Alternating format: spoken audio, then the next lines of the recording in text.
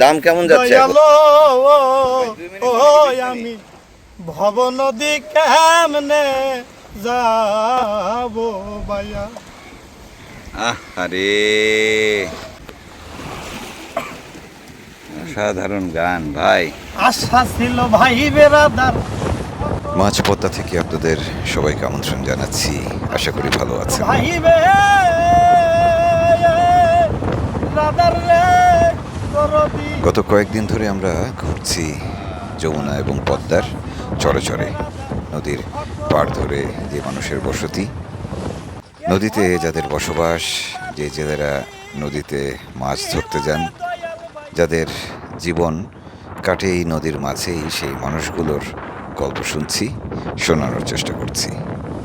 আমরা সেই খাটচর থেকে রওনা দিয়েছিলাম, তারপর চর কুশিয়াহাটা হয়ে এসে পৌঁছেছি দৌলতদিয়ায়। গেল রাতে বেশ ঝড় বৃষ্টি গেছে, সকালবেলা অবশ্য রোদ উঠেছে, বাতাস বইছে তীব্র বেগে। পদ্মা নদী এখন বেশ উত্তাল, এর মধ্যেই জেলেরা জাল ফেলছেন, মাছ ধরে ফিরছেন নদীর তীরে। এনায়েত কি করবা? তো বরফ টরফও নাই। গেল রাতে আবহাওয়া বেশ খারাপ ছিল, জেলেদের জালে মাছ হয়নি, তবে ভোর থেকে যে জেলেরা জাল ফেলেছেন তাদের প্রত্যেকের জালেই 2-4টা করে মাছ হয়েছে, বিশেষ করে পাঙ্গাস মাছ। একটু দেখেন না। আরে বাবা, দাম কেমন যাচ্ছে এখন? আমাদের পাশেই যে ট্রলারটি রয়েছে, সেই ট্রলারের মাঝিরা 2টি পাঙ্গাস মাছ পেয়েছেন, একটি 14-15 কেজি ওজনের, আরেকটি 5-7 কেজি। আমরা বড় মাছটি কিনবো না, তবে ছোট মাছটি কেনার চেষ্টা করব। কথাবার্তা শুরু হলো, দাম দর চলছে। দৌলতদিয়া ঘাটে সকালের নাস্তা করব আমরা।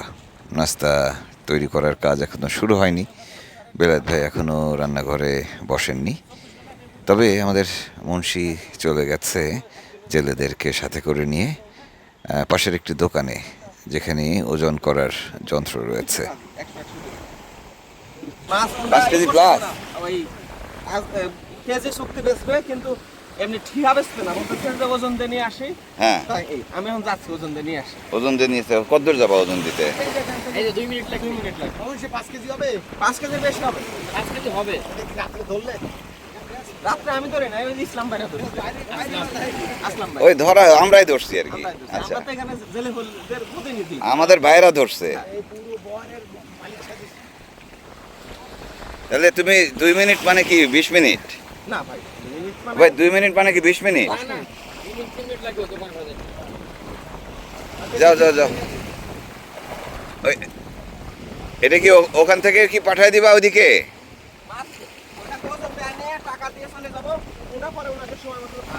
দিয়ে আসবে, ঠিক আছে, যাও যাও যাও, ঘুরে আসো। ওখানে ওই যে পানি টানি পাওয়া যাবে নাকি? খাওয়ার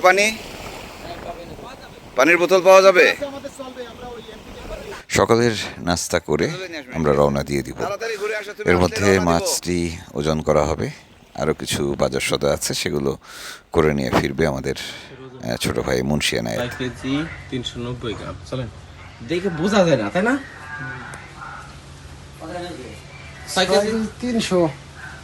6 কেজি 300। 1200 টাকা কেজি দরে পাঙ্গাস মাছটি কিনলাম, পদ্মা নদীর একেবারে তাজা পাঙ্গাস। সেই দেখেন কি সুন্দর হয়েছে, ছাগল কিনে দড়ি দিয়ে নিজের হাতে নেয় না, এবার পাঙ্গাস কিনে দড়ি পাঙ্গাসের দড়ি নিজের হাতে নিলাম। দড়ি কিন্তু আমাগো, হ্যাঁ না দড়ি মালিকও আমরা না, ভাইরা দিয়ে দিবে তো ভাই।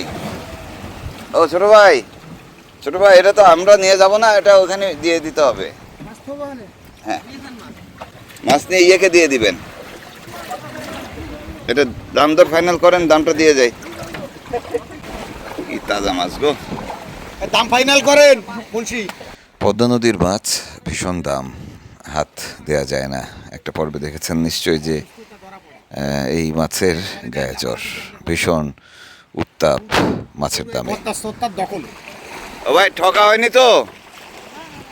আমাদের ঠকা হয়নি তো? আমাদের একটু ঠকা হয়েছে মনে হচ্ছে। যাই হোক, অসুবিধা নাই।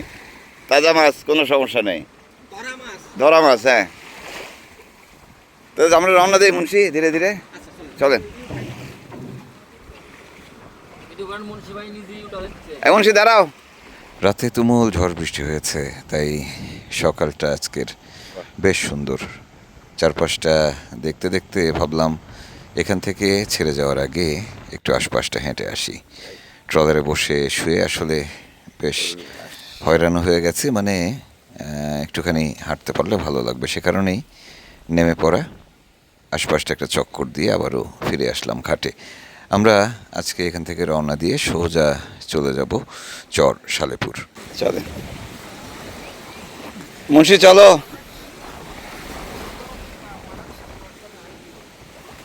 বাবা, তুমি তো অনেক কাজ করো ইদানিং। এটা উঠেলাম, বিশাল কাজ ভাই। আপনার ভাই তো বিশাল কাজের মানুষ হয়ে গেছে ভাই। হ্যাঁ, মুনাফিকি করে। নাস্তাকে আমি খাই না, সে খায় ভাই। ট্রলারের নোঙর তুলে ফেলেছে, আমরা রওনা দেব। ঠিক এই সময় লালচাঁদ ভাই এসে হাজির। লালচাঁদ ভাই দারুণ সুন্দর গান করেন। আমরা তার গলায় কয়েকটি গান শুনে তারপর রওনা দেব। লালচাঁদ ভাইয়ের গান শুনবো আজকে। লালচাঁদ ভাই গান গাইতে গাইতে আসতেছে। হ্যাঁ, ভালো আছি ভাই, দারুণ গায় ভাই। এই ঢেবের সাথে গানটা যাবে খুব সুন্দর। ভবসাগরের না ওই গানটাই ভাই শুনবে, খুব পছন্দ হয়েছে ভাই। আপনার গান শুনছে তো, ওইটাই শুনবে। আরো কটা শোনান, সমস্যা নেই, আগে ওইটা।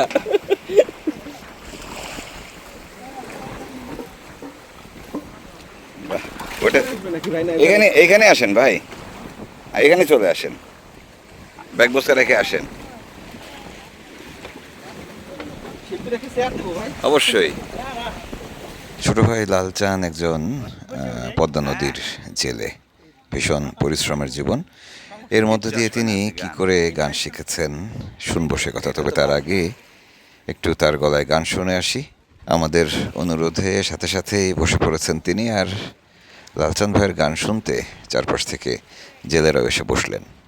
আমার এই ভব নদী কেমনে যাবো বায়া, এই ভব নদীর তুফান দেখারে আমি কান্দি যার যার হইয়ারে দয়ালো। আমি ভব নদী কেমনে যাবো বায়া মুর্শিদ, আমি ভব নদী কেমনে যাবো ভাইয়া। আশা ছিল ভাই বেরাদার সকলে হেরে লইয়া, আশা ছিল ভাই বেরাদার রে দরদি। আশা ছিল ভাই বেরাদার সকলে রে লইয়া, এই ভব নদী পারি দিবরে দয়াল বাইসা খেলা। এই ভব নদী পারি দিবরে মুর্শিদ বাইসা খেলা। দয়ালো আমি ভব নদী কেমনে যাবো ভাইয়া মুর্শিদ, আমি ভব নদী কেমনে যাবো ভাইয়া। পিছের দিকে চাহিয়ারে দেখি বেলা যাই ডুবিয়া, পিছের দিকে চাহিয়া দেখি রে দয়াল বেলা যাই ডুবিয়া। ওরে কোন দিন জানি আজরাইল আইসা রে আমায় বান্দি বেকসি আরে। ওরে কোন দিন জানি আজরাইল আইসা রে মুর্শিদ বান্দি বেকসি আরে। দয়ালো আমার এই ভব নদী কেমনে যা হাবো ভাইয়া আহা, মুর্শিদ ও আমি ভব নদী কেমনে যাবো ভাইয়া ওরে মিরাজ আলী কান্দের বৈশা যাই না মা হাসবি ছায়া মিরাজ আলী কান্দে বৈশারে দয়াল সেজদাতে পড়িয়া ওরে আমার জানতা নিও রে দয়াল নিজে আজরাইল ওরে আমার জানতা নিও ও দয়াল চান নিজে আজরাইল দয়াল ও আমি এই ভব নদী কেমনে যাবো ভাইয়া মুর্শিদ ও আমি ভব নদী কেমনে যাবো ভাইয়া দয়াল ও আমি ভব নদী কেমনে যাবো ভাইয়া আরে অসাধারণ গান ভাই, ভিতর থেকে গান। আল্লাহ, কি শুনলাম এটা। হাসান ভাই, এত সুন্দর গান শিখলেন কি করে আপনি? শিখছি ভাইয়া, গান আমার ভালো লাগে বুঝছেন, ভাল লাগে, খুবই ভালো লাগে। মানে এই ধরনের গান শুনলে হ্যাঁ অটোমেটিকলি আমার ভিতরে কান্না চলে আসে। তাহলে তো আপনার সাথের সঙ্গীরা তো খুব মানে আনন্দ পায় আপনার গান শুনে, না? এই জাল বাইতে বাইতে নদীর মধ্যে, পদ্মা নদীর মাঝখানে, পদ্মা নদী নিয়ে কোনো গান আছে? মোটামুটি গান পারি, অনেক গানই পারি। গান আছে না, ও নদী রে তুই ভাঙলি আমার ঘর, তোর কিনারে থাকতাম তুই করলি আমায় পর।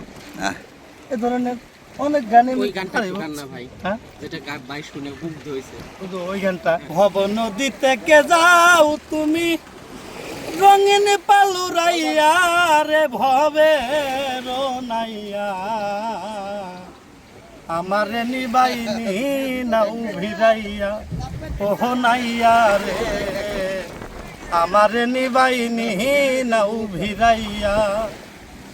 ভব নদীতে কে যাও তুমি রঙিন পালুরাইয়া রে ভবে রোনাইয়া, আমারে নিবাইনি নাও ভিড়াইয়া ওহ নাইয়া রে, আমারে নিবাইনি নাও ভিড়াইয়া। ভবের নাইয়া রে ওরে প্রেমেই যদি হই মোর মরণ, হবে আমার সার্থক জীবন, আশায় আছি বন্ধুর পানে চাইয়া। ভবের নাইয়া রে ওরে প্রেমেই যদি হই মোর মরণ, হবে আমার সার্থক জীবন, আশায় আছি বন্ধুর পানে চাইয়া। আমার জীবন যৌবন সবই অসার, বন্ধু যদি না হয় আমার, জীবন যৌবন সবই অসার, বন্ধু যদি না হয় আমার, তাই তো বলি লওয়া হামাই তুলিয়া রে ভবে রোনাইয়া, আমারে নিবাইনি নাও ভিড়াইয়া ওহ নাইয়া রে, আমারে নিবাইনি নাও ভিড়াইয়া। ভবের নাইয়া রে দেখিল মোর বন্ধু আর মুখ, মোহনেতে পাইব রে সুখ, দেখব তারে নয়ন ভরিয়া। ভবের নাইয়া রে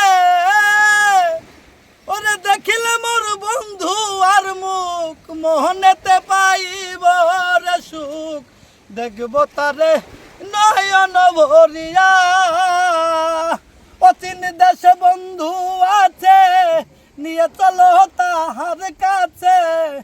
অচিন দেশে বন্ধু আছে, নিয়ে চলো তাহার কাছে।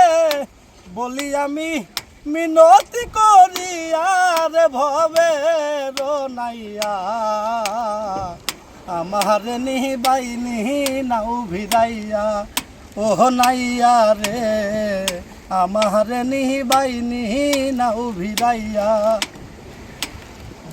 ভবের নাইয়া রে ওরে। কষ্ট হয়ে যাচ্ছে? থাক থাক থাক থাক, হয়েছে। অনেক সুন্দর গান শুনছি আমরা গত কয়েকদিন ধরে। লালচাঁদের গান শোনার জন্য আপনারা অনেকেই উন্মুখ হয়ে আছেন।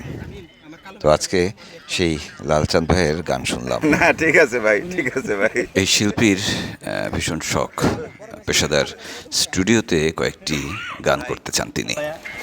দারুণ, আপনি খুব ভালো গান করেন, খুবই ভালো গান করেন আপনি। আপনারা আছেন করো ভাই। কালকে গান শুনে রওনা দিবেন, নদীতে যাবেন। মাঝ নদীতে না না এখন ভীষণ তুফান হচ্ছে, ওই যে ইয়ে করে পূবের বাতাস বইছে পুরো এলাকা জুড়ে। তাই লালচাঁদের গলায় ভেসে আসলো পূবালি বাতাসের গান।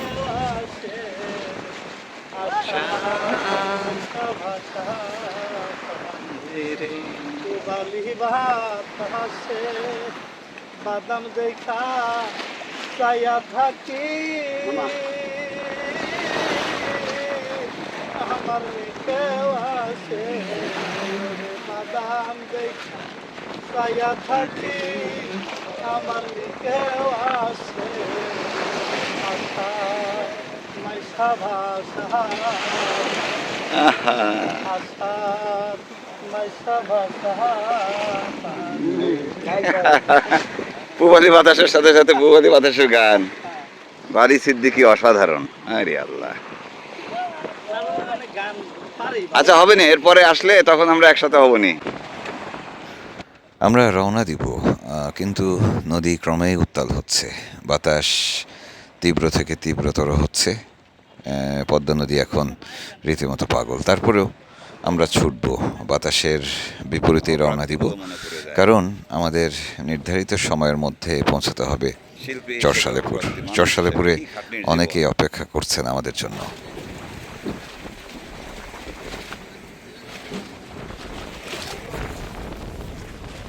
সাবধান সাবধান। গেলাম দেখলো চলে হ্যাঁ, তুমি ওখানে চলে গেলা অথবা পড়ে গেলা।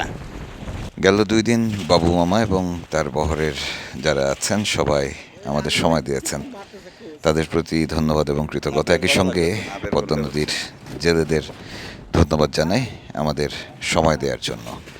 বিদায় নিচ্ছি দৌলতিয়া থেকে। আপনার ছবি দিয়ে কিন্তু আমি একটা ভিডিও প্রথম সামনে